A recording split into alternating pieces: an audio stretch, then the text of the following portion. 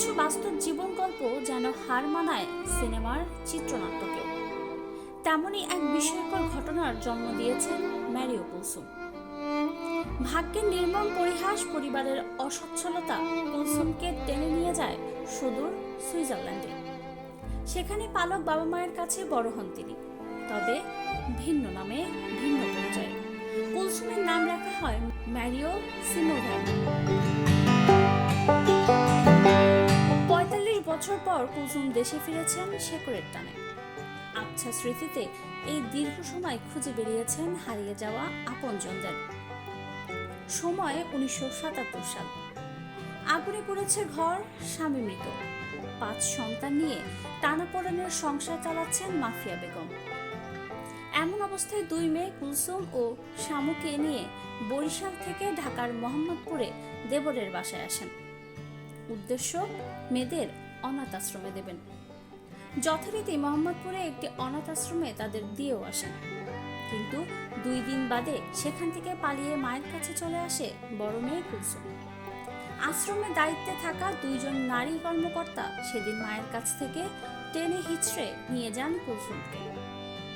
এটি তার শেষ যাওয়া, যে যাওয়া তাকে ৪৫ বছর ধরে বিচ্ছিন্ন করে রেখেছিল মায়ের আঁচল থেকে।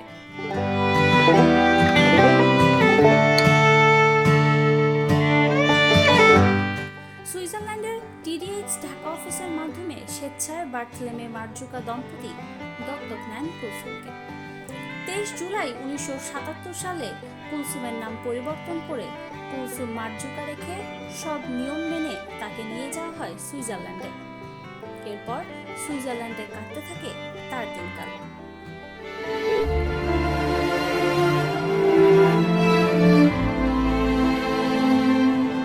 কুলসুমের বয়স যখন ১৮ তখন জানতে পারেন যে নিজের পরিবার পরিজন ছেড়ে তিনি অনেক দূরে চলে এসেছেন। ঠিক তখনই আপনজনের কাছে ফেরার জন্য ভীষণ ব্যাকুল হয়ে পড়েন কুলসুম। আবছা স্মৃতি নিয়ে দীর্ঘ বছর খুঁজে ফিরেছেন হারিয়ে যাওয়া আপনজনকে।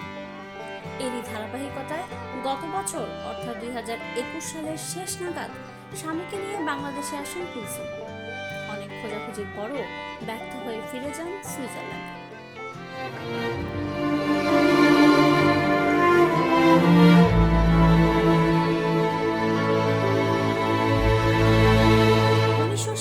থেকে ২০২১ সাল, দীর্ঘ ৪৫ বছর পর শেকড়ের খোঁজে স্বামী আন্দ্রে ম্যারিওকে নিয়ে ২০২১ সালের জানুয়ারিতে বাংলাদেশে আসেন ম্যারিও কুলসুম। আবছা স্মৃতিতে খুঁজে ফিরছিলেন হারিয়ে যাওয়া আপনজনকে, কিন্তু কোথাও মিলছে না খোঁজ। কুলসুমও ঠিকমতো জানেন না বাবা মায়ের নাম, শুধু এটুকু জানেন বাবা ফার্মাসিস্ট। ছোটবেলায় লঞ্চে করে মায়ের সঙ্গে ঢাকা এসেছেন চাচার বাসায়। এরপর তাকে রেখে যাওয়া হয় অনাথ আশ্রমে। আর কিছুই তার স্মৃতিতে নেই। প্রায় ১ সপ্তাহে এদিক ওদিক স্বজন খুঁজে বেড়ানোর পর কুলসুমের সহযোগিতায় নামেন সামাজিক সচেতনামূলক অনুষ্ঠান সাইবার লাইফের উপস্থাপক মঞ্জুরুল করিম। পুরান ঢাকা থেকে মোহাম্মদপুর সবখানে খুঁজে বেরিয়েছেন অনাথ আশ্রম, কিন্তু কোথাও মেলেনি যুদ্ধোত্তর সময়ের অনাথ আশ্রমের খোঁজ। সব জায়গা থেকে যখন হতাশ হয়ে ফিরতে হলো, তখন এক প্রকার মনোবল হারিয়ে ফেলেন কুলসুম। কিন্তু আপনজনকে পাওয়ার বাসনা তাকে তাড়িয়ে বেড়াচ্ছে। এদিকে তার ছুটি ফুরিয়ে আসায় ফিরে যান সুইজারল্যান্ডে। এরপর কুলসুমের স্বজন খুঁজে ফেরানোর গল্প ধারাবাহিকভাবে মঞ্জুরুল করিমের ইউটিউব চ্যানেল প্রকাশিত হলে প্রযুক্তির কল্যাণে সে খবর ছড়িয়ে পড়ে। সেখান থেকে বৃদ্ধ মাফিয়া বেগম জানতে পারেন কুলসুমের কথা।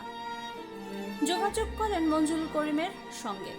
মাফিয়া বেগমের দেয়া তথ্য উপাত্ত প্রায় সবই মিলে যায় কুলসুমের আবছা জানা তথ্য উপাত্তের সঙ্গে। এখান থেকে এক প্রকার নিশ্চিত হওয়া গেল মাফিয়া বেগমই কুলসুমের মা। ঠিক তখনই রাজধানীর মোহাম্মদপুরের একটি পরিবার কুলসুমকে তাদের পরিবারের একজন বলে দাবি করে। প্রাথমিক পরিচয় নিশ্চিত হওয়ার পর ডিএনএ টেস্ট পর্যন্ত করা হয়। ফলাফল ম্যারিওই ওই পরিবারের কুলসুম। বৈজ্ঞানিক প্রমাণের জন্য সবার ডিএনএ টেস্ট করাতে সহযোগিতা চাওয়া হয় পুলিশের বিভাগে। তারাও সব শুনে সহযোগিতা করতে রাজি হন। অবশেষে গত ৩১ জানুয়ারি মাফিয়া বেগম ও পুত্র সেলিমের ডিএনএ নমুনা সংগ্রহ করে পরীক্ষা করা হয়। আর সরাসরি সাক্ষাতের পালা। দীর্ঘ অপেক্ষার প্রহর পেরিয়ে সে কাঙ্ক্ষিত সময় এলো 9 এপ্রিল দুপুর 11টায়।